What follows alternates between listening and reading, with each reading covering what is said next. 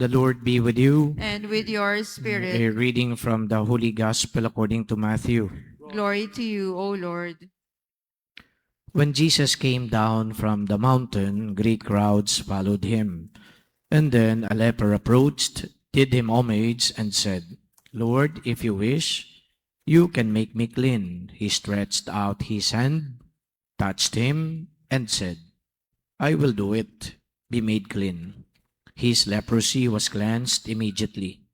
Then Jesus said to him, See that you tell no one, but go show yourself to the priest and offer the gift that Moses prescribed. That will be proof for them. The Gospel of the Lord. Praise to you, Lord Jesus Christ. Very obviously, the Gospel is all about healing. And Jesus once again showed the immensity of His power. Walang imposible, ika nga. And this is the perennial message. And we constantly hear that message. Walang imposible sa Diyos. At magagawa niya lahat ng bagay, mapangyayari niya. But then again, since this is all about leprosy, and then yung physical healing at saka physical cleanliness, ang pinag-uusapan natin dito, bigyan natin ng ibang nuance yung cleanliness. Okay? Hindi lang physical. Sabihin na lang ho natin sa konteksto ng nangyayari ngayon sa lipunan natin, yung dapat malinis ang iyong pangalan. Di ba? Doon po tayo mag-focus ngayon. Malinis na pangalan. Yung pong tawag natin dyan, reputasyon. Di ba? Kamakailan lang po, meron akong nabasa sa Facebook, I think worth pondering. Maganda na pagnilayan. Ang pamagat po ng isang sinulat, ng isang nag-post ay middle class values. And he wrote about reputation. Marami ho tayong estado ng pamumuhay. Sabihin na lang natin yung tatlong estado ng pamumuhay. Yung mga mayayaman, yung nabibilang naman sa middle class, at saka yung poor. Sabihin na lang natin yung tatlong yun, ha? Rich, then middle class, and the poor. Ngayon, in-apply mo yung reputation, okay? Sa kanilang tatlo, iba-iba yung kanilang pananaw dito. Sabi nung nagsulat, yung reputation para sa mga mayayaman, ganito yan. Bayaran mo lang yung mga tao o di kaya meron kang mga PR representatives, mabigyan mo yan ng pera, magsulat sila ng mga bagay-bagay tungkol sa'yo, magaganda na mga bagay tungkol sa'yo, then meron ka ng reputasyon. Ipagnilayan niyo maigi yan, ano? We're talking about reputation. And apply to the rich people, gumawa man sila ng masama, pero dahil meron silang pambayad, mababawi nila kanilang pangalan, malilinis sila kanilang pangalan. Pangalawa, doon muna sa extreme, ano? Yung poor. Yung reputation, sabi niya, iba din naman ang kanilang pananaw dito.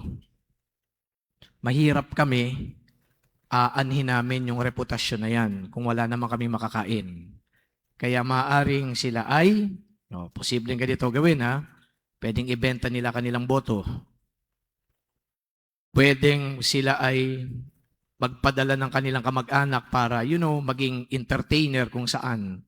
Sometimes, sasabihin nga nila, kaya lang naman kami pumasok dyan kasi mahirap kami.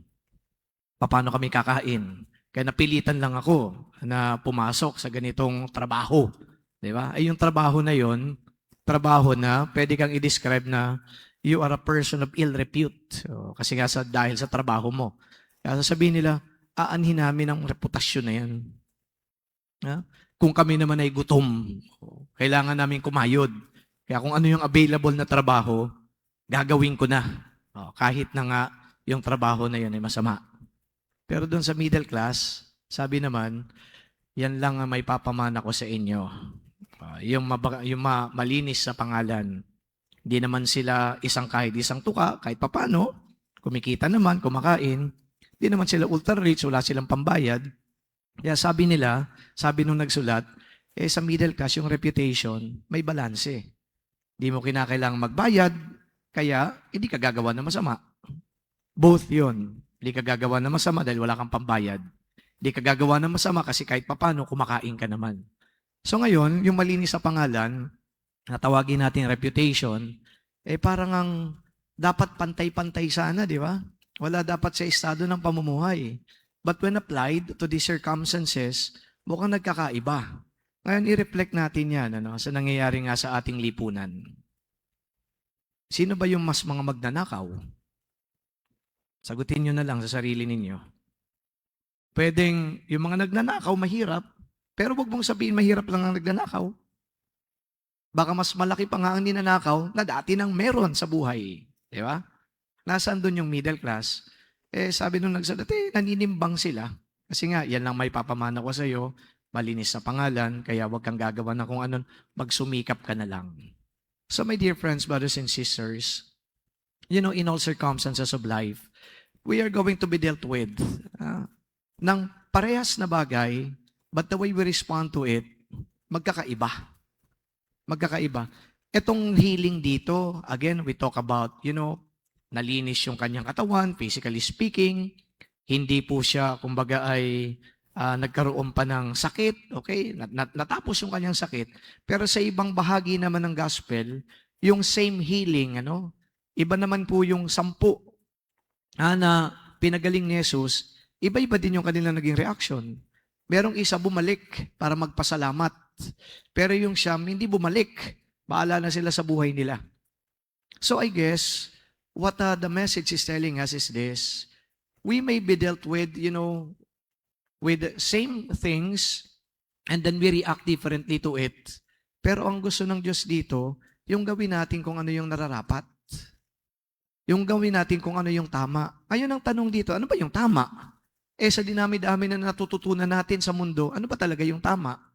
Again, whole week na pinagdinilayan natin, ang tama ay nag-uugat sa kung ano ang sinabi ng Diyos. We can always pretend na ito yung tama because this is the circumstances that I am into right now. Kaya tama yung gagawin ko. Okay lang na ibenta ko katawan ko, kailangan namin ng pagkain. Okay lang na magbayad kami kahit na gumawa na ako ng masama. But that is not the way to do it. Kahapon, in-emphasize ko dito, we live according to what the Lord teaches us. We live according to God's will. And that is what truly matters. Hindi pwede maging circumstantial. Hindi pwede maging iba-iba kung paano tayo mag-respond. I guess there should only be one response. And that response is what is good, what is right, what is just. And how can we be sure that our response is good, right, and just kapag yan ay umaayon sa turo ng Diyos. So today, nag-segue tayo sa isang ginawa ni Jesus na pagpapagaling sa isang leproso, pero nakita naman natin dito na yung pagpapagaling na to ay dapat na makapagbigay sa atin ng isang response. At ano yon? Yung pagpapasalamat. Kaya ibig sabihin, ano man ang dumating sa buhay natin, maaaring yan ay hindi kaparehas, okay? Nang nakikita mo na dumarating sa buhay niya. But I guess, God has a reason why we are given these things.